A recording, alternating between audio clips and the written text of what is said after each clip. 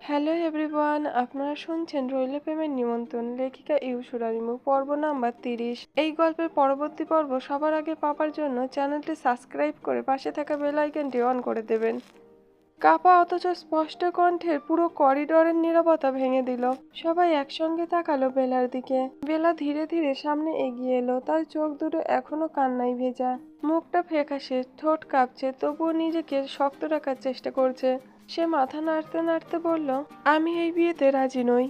কথাটা শুনে আবার চারপাশের চাপা গুঞ্জন শুরু হয়ে গেল। বেলা চোখের পানি মুছে সবার দিকে তাকালো, তারপর শাহরের দিকে দৃষ্টি স্থির করে বলল, শাহর ভাই, আপনি আমার সম্মান বাঁচানোর জন্য যা করতে চাইছেন তার জন্য আমি সারা জীবন আপনার কাছে কৃতজ্ঞ থাকব, কিন্তু তাই বলে আপনার পুরো জীবনটাই আমার জন্য বদলে যাবে, এটা আমি কোনোদিন মেনে নিতে পারবো না। তার কণ্ঠ ভেঙে আসতে লাগলো। বেলা পুনরায় বলল, মানুষ আমাকে নিয়ে যা খুশি বলুক, আমাকে অপমান করুক, আমার চরিত্র নিয়ে আঙুল তুলুক, আমি সহ্য করার চেষ্টা করব, কিন্তু আমার জন্য আপনি আপনার ভবিষ্যৎ, আপনার পরিবার, নিজের মায়ের ইচ্ছে সবকিছুর বিরুদ্ধে চলে যান, সেটা আমি হতে দিতে পারি না। বেলা একবার বাসর খান একবার সারোয়ার খানের দিকে তাকিয়ে আবার বলল, আব্বু, চাচু, তোমরা দয়া করে ওনাকে বুঝিয়ে বলো আমি কোনো অবস্থাতেই এই বিয়েতে রাজি নই। আমার কারণে ওনার জীবনে এত বড় একটা সিদ্ধান্ত চাপিয়ে দেওয়ার অধিকার আমার নেই। কথাগুলো শেষ করেই বেলা মাথা নিচু করে ফেললো। চোখ থেকে আবারও টপ টপ করে অশ্রু গড়িয়ে পড়তে লাগলো। আর সায়র, তিনি শুধু স্থির দৃষ্টিতে বেলার দিকে তাকিয়ে রইল। তার মুখের দৃঢ়তা এতটুকু পাল্টালো না, যেন বেলার প্রতিটা আপত্তির উত্তর সে নিজের মনে আগেই নিয়ে রেখেছে। বেলার দৃঢ় কণ্ঠে বলা কথাগুলো যেন চারপাশের বাতাসকে ভারী করে তুলল। বাসর খান ধীরে ধীরে মেয়ের সামনে এসে দাঁড়ালেন। স্নেহের সঙ্গে বেলার মাথায় হাত রেখে বলল, আমার দিকে তাকাও মা। বেলা ধীরে ধীরে মুখ তুলল।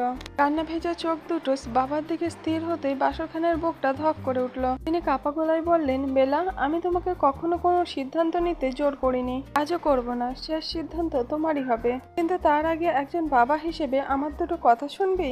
বেলা কোনো কথা বলল না, শুধু নিঃশব্দে মাথা নাড়ল। বাসর খান গভীর নিঃশ্বাস নিয়ে বললেন, ছোটবেলা থেকে আমি সায়রকে দেখেছি, ওকে আমি নিজের ছেলের মতোই ভালোবাসি। ছেলেটা কখনো আবেগের বশে কোনো সিদ্ধান্ত নেয় না। আজ যদিও সবার সামনে দাঁড়িয়ে তোর দায়িত্ব নেওয়ার কথা বলে থাকে, তাহলে বিশ্বাস কর এর পিছনে করুণা না, আছে দায়িত্ববোধ, সম্মান।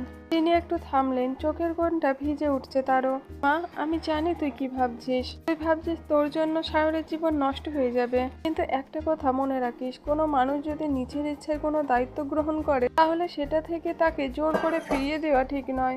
আর তুই আমার একমাত্র আদরের মেয়ে, তোকে অন্য বাড়িতে পাঠিয়ে আমিও শান্তি পাবো না। তোকে চোখের সামনে না দেখলে আমার বুকটা খালি খালি লাগে। বেলা ফুপিয়ে উঠল, কিন্তু আব্বু, সবাই বলবে আমি সায়র ভাইয়ের জীবনটা নষ্ট করে দিয়েছি। বাসর খান মেয়ের চোখের পানি মুছে দিয়ে বললেন, মানুষ আজও বলেছে, কালও বলবে, মানুষের মুখ কখনোই বন্ধ হবে না। তিনি মেয়ের দুই হাত নিজের হাতে নিয়ে বললেন, তুই শুধু একটা কথা বল, তোর কি সায়রের চরিত্রের ওপর বিশ্বাস আছে? বেলা চোখ বন্ধ করে ফেললো। বেলার চোখের সামনে ভেসে উঠল গত কয়েক বছরের স্মৃতি। সায়রের শাসন, যত্ন, রাগ, সুরক্ষা, সবকিছু। কয়েক ফোঁটা অশ্রু আবারও গড়িয়ে পড়ল তার চোখ থেকে। অনেক কষ্টে ফিসফিস করে বলল, আছে আব্বু। বাসর খান মৃদু হেসে বললেন, তাহলে নিজের বাবার ওপর বিশ্বাস রাখ, আমি কখনো আমার মেয়ের খারাপ চাইবো না। বেলাহার নিজেকে ধরে রাখতে পারলো না, বাবাকে জড়িয়ে ধরে হাউমাউ করে কেঁদে উঠল। অনেকক্ষণ পর নিজেকে সামলে নিয়ে কাপা গলায় বলল, যদি তুমি মনে করো এটাই আমার জন্য ভালো, তাহলে তাই হোক। কথাটা শুনতেই চারপাশে নিঃশব্দ বিস্ময় ছড়িয়ে পড়ল। বাসর খান মেয়ের মাথায় চুমু খেয়ে বললেন, আল্লাহ তোমাকে সুখী করুক মা। কিছুক্ষণ পর কাজী সাহেবের উপস্থিতিতে কলেজের একটা কক্ষে অল্প কয়েকজন সাক্ষীকে নিয়ে বিয়ের অনুষ্ঠানটা শুরু হলো। বাইরে তখন শত শত মানুষ অধীর আগ্রহে অপেক্ষা করছে। ভিতরে এক অদ্ভুত নীরবতা। কাজী সাহেব নিজের আনুষ্ঠানিকতা শেষ করে বেলার সম্মতি জানতে চাইলো। বেলা মাথা নিচু করে বসে রইল। তার দুই চোখে তখন অনবরত অশ্রু ঝরছে। অনেক কষ্টে কাপা গলায় নিজের সম্মতি জানালো সে।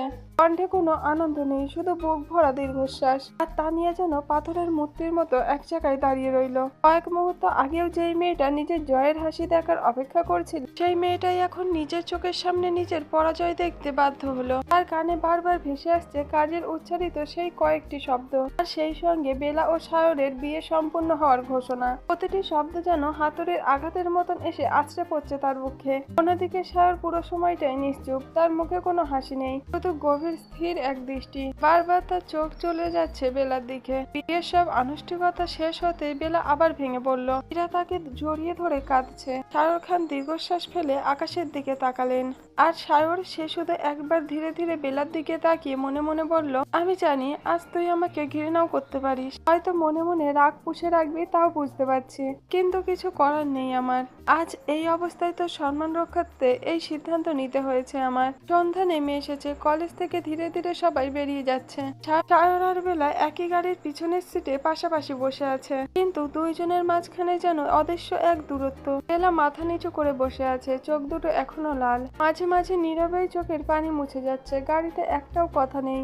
সায়র জানালার বাইরে তাকিয়ে আছে, তার বুকের ভিতরটাও আজ অদ্ভুত এক অস্থিরতা। বিয়েটা হয়ে গেছে, কিন্তু এখন সামনে আরো একটা কঠিন অধ্যায় অপেক্ষা করছে। তার মনে বারবার ভেসে উঠছে একটাই মুখ, তার মা মমতাজ বেগম। মনে একটাই প্রশ্ন ঘুরপাক খাচ্ছে, আম্মু তিনি কি এই বিয়ে মেনে নেবেন, নাকি বেলাকে নিজের পুত্রবধূ হিসেবে দেখে রাগে কষ্টে অভিমানে এমন কিছু বলে ফেলবে যা আজকে সব অপমানের চেয়েও বেশি কষ্ট দেবে মেয়েটাকে। এই প্রথমবারের মতন সায়রের দৃঢ় মনেও এক টুকরো উদ্বেগ জায়গা করে নিল। সে একবার খুব আস্তে করে বেলার দিকে তাকালো। বেলা তখনও নীরবে কাঁদছে। সে একবার কিছু বলতে চেয়েও বলল না, কারণ সে জানে আজ কোনো কথাই বেলার কান্না থামাতে পারবে না। গাড়িটা ধীরে ধীরে খানবাড়ি থেকে এগিয়ে চলল, আর সায়র বেলা দুজনের জীবনের মোড় নিল এমন এক পথে যেখানে অপেক্ষা করছে কঠিন সম্পর্কের দায়িত্ব, অজস্র পরীক্ষা আর সম্পূর্ণ নতুন এক অধ্যায়। সন্ধ্যার আবছা আলোয় খানবাড়ির বিশাল লোহার গেটটা ধীরে ধীরে খুলে গেল। একটি কালো গাড়ি ধীর গতিতে ভিতরে প্রবেশ করলো। বাড়ির সামনের বাগানে রঙিন আলো জ্বলে উঠেছে, চারপাশে নীরবতা, অথচ সেই নীরবতার আড়ালেই জমে আছে এক ভয়ঙ্কর ঝড়। গাড়ি থামতেই বাড়ির ভেতর থেকে তাড়াহুড়ো করে বেরিয়ে এলেন মমতাজ বেগম।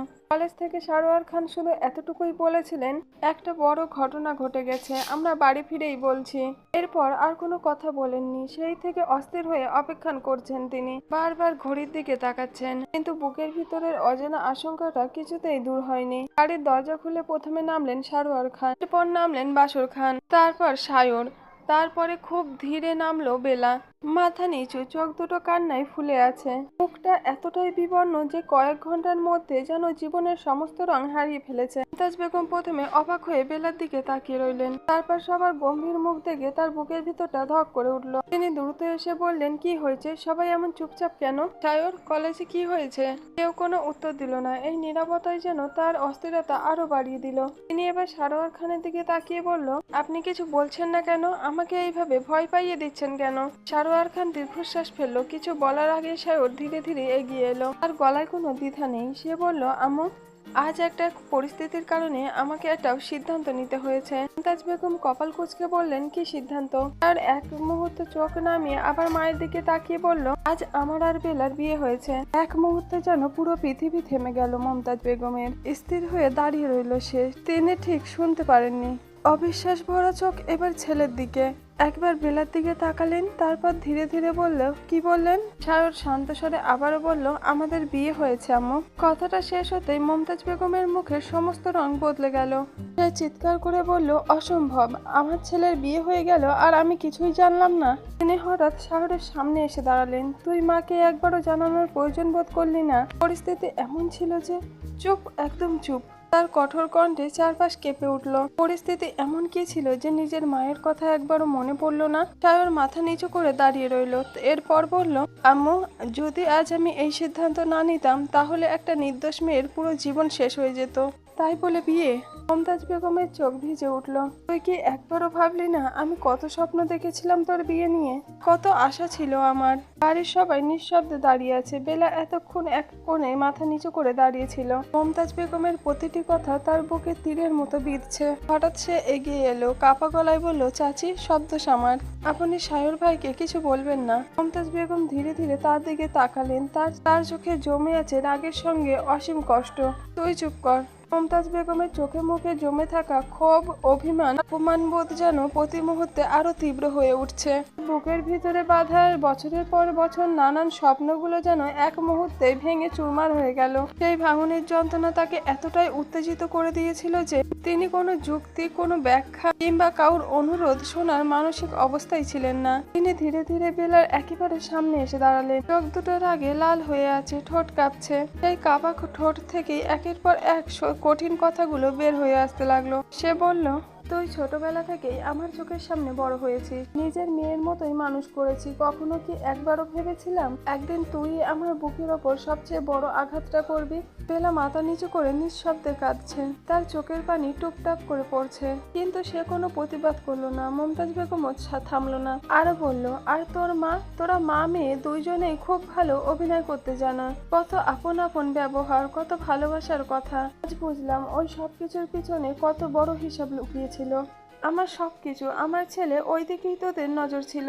আজনা সুলতানার মুখ মুহূর্তের মধ্যে বিবর্ণ হয়ে গেল। উনি কাপা গলায় বললেন, আপা, আল্লাহর দোয়াই লাগে আমাদের নিয়ে এমন কথা বলবেন না। আমরা কখনো এমন কিছু ভাবিনি। আমার বেলাকে আর একটা টুকরো কটু কথা বলবেন না। চুপ। মমতাজ বেগম তীব্র ধমক দিয়ে তাকে থামিয়ে দিলেন। আজ আর নির্দোষ সাজতে হবে না। এত বছর ধরে আমার চোখ ফাঁকি দিয়েছ বলে মনে করো না আমি শুধু সম্পর্কের কথা ভেবে মুখ বন্ধ রেখেছিলাম, কিন্তু আজ বুঝলাম আমার সেই নীরবতাই ছিল সবচেয়ে বড় ভুল। বাসর খান এবার গম্ভীর কণ্ঠে বললেন, এখনো রাগের কথা আমি বুঝি, কিন্তু আমার স্ত্রী আর মেয়েকে নিয়ে এমন কথা বলবেন না, সেই অধিকার আপনার নেই। মমতাজ বেগম তার দিকে তাকিয়ে তিক্ত হেসে উঠে বললেন, সম্মান, সম্মান জিনিসটা আপনাদের মুখে মানায় না মিস্টার বাসর খান। আজ আমার সম্মানের কি হলো সেটা কি একবারও ভেবেছেন? যে ছেলের বিয়ের স্বপ্ন আমি এত বছর ধরে বুকে আগলে রেখেছিলাম, আর সেই ছেলের বিয়ে হয়ে গেল আর আমি জানতে পারলাম সব শেষ হয়ে যাওয়ার পরে। এর চেয়ে বড় অপমান একটা মায়ের কাছে আর কি হতে পারে? বেলা হঠাৎ দুই হাত জোর করে সামনে এগিয়ে এলো, তার কণ্ঠ কান্নায় বারবার ভেঙে আসছে। চাচি প্লিজ, আমার ওপর রাগ করো, আমাকে যত খুশি বকো, কিন্তু আম্মু আব্বুকে কিছু বলবে না, তারা সত্যিই কিছু জানতো না।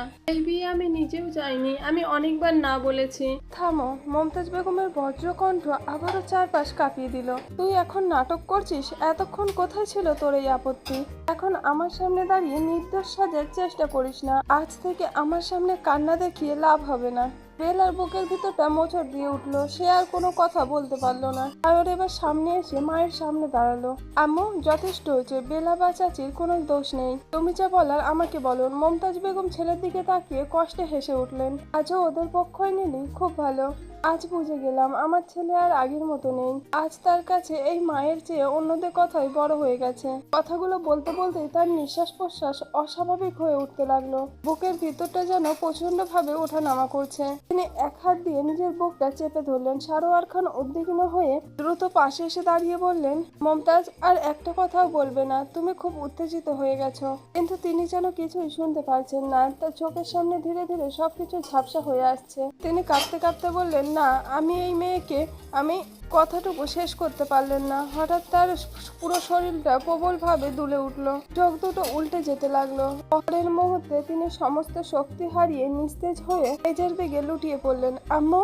সায়রের আতঙ্কিত চিৎকারে পুরো বাড়ি কেঁপে উঠল। সারোয়ার খান মমতাজ বেগমকে ধরে ফেললেন। বাড়ির সবাই দৌড়ে ছুটে এলো। মুহূর্তের মধ্যে চরম উৎকণ্ঠা ছড়িয়ে পড়লো। আর এক কোণে দাঁড়িয়ে থাকা বেলা নিঃশব্দে ভেঙে পড়লো। তার মনে শুধু একটাই কথা ঘুরপাক খেতে লাগলো, আমার জন্যই কি আজ এই বাড়িতে এত বড় অশান্তি নেমে এলো? হায় আল্লাহ, আমি তো এটা কখনোই চাইনি। প্রায় 20 মিনিট পর ধীরে ধীরে মমতাজ বেগমের চোখের পাতা কেঁপে উঠল। তার নিঃশ্বাস প্রশ্বাস এখন কিছুটা স্বাভাবিক ছুটলেও তার মুখটা আগের মতোই বিবর্ণ। খুলতেই কিছুক্ষণ ছাদের দিকে ফ্যাল ফ্যাল করে তাকিয়ে রইলেন, যেন কোথায় আছেন, কি হয়েছে সব মনে করার চেষ্টা করছে। সায়র মায়ের মাথার পাশে বসেছিল। মাকে চোখ খুলতে দেখে সে উৎকণ্ঠিত কণ্ঠে বলল, আম্মু, এখন কেমন লাগছে? মমতাজ বেগম একবার ছেলের দিকে তাকালেন। তার দৃষ্টিতে মায়া ছিল, কিন্তু তার চেয়ে অনেক বেশি ছিল গভীর অভিমান। ঠিক তখনই তার চোখ গিয়ে থামলো ঘরের এক কোণে। মাথা নিচু করে নিশ্চুপ দাঁড়িয়ে আছে বেলা। মুহূর্তের মধ্যে তার চোখের দৃষ্টি বদলে গেল। স্মৃতিগুলো আবার একে একে ফিরে এলো। কলেজে বিয়ে, সায়রের স্বীকারোক্তি এবং সবকিছু। তিনি হঠাৎ উঠে বসার চেষ্টা করতে ডাক্তার তাকে থামিয়ে দিলেন। না না, এখন উঠবেন না, আপনার শরীর এখনো খুব দুর্বল। কিন্তু তিনি যেন কারো কথাই শুনলেন না। আপা হাতে সোফার হাতল চেপে ধরে বসে পড়লেন। তারপর ভারী কণ্ঠে বললেন, তুই এখনো এখানে দাঁড়িয়ে আছিস কেন? বেলা ভয়ে আরো মাথা নিচু করে ফেলল। চাচি, আমি তুই আমাকে চাচি ডাকবি না, এই মুহূর্তে আমি তোর মুখ থেকে কোনো কথা শুনতে চাই না। আজ তোকে দেখলেই আমার বুকের ভিতরটা জ্বলে যাচ্ছে। বেলার চোখ বেয়ে টপ টপ করে অশ্রু ঝরতে লাগলো। সে কিছু বলতে চাইলেও শব্দ বের হলো না। বিশ্বাসঘাতকের মেয়ে, আজ আবার তোকে আমার ছেলের স্ত্রী হিসেবে মেনে নিতে হবে? আল্লাহ আমার ভাগ্যে এই দিনটাও রেখেছিলেন। কথাগুলো বলতে বলতে তার গলা আবারও কেঁপে উঠলো। তিনি বেলার দিকে আঙুল তুলে বললেন, আজ তুই আমার চোখের সামনে দিয়ে সরে যা, এই মুহূর্তে তোকে আমি দেখতে পাচ্ছি না। আমার বুকের ভিতরটা ফেটে যাচ্ছে। বেলা আর এক মুহূর্ত দাঁড়িয়ে থাকতে পারলো না। সে ধীরে ধীরে পিছনে সরে যেতে লাগলো। তিনি সারোয়ার খান দৃঢ় কণ্ঠে বললেন, বেলা, এক পাও পিছিয়ে যাবি না মা। আচ্ছা বন্ধুরা, গল্প কেমন লাগছে কমেন্ট করে জানাবেন, আর লাইক কমেন্ট সাবস্ক্রাইব করতে একদম ভুলবেন না। ধন্যবাদ।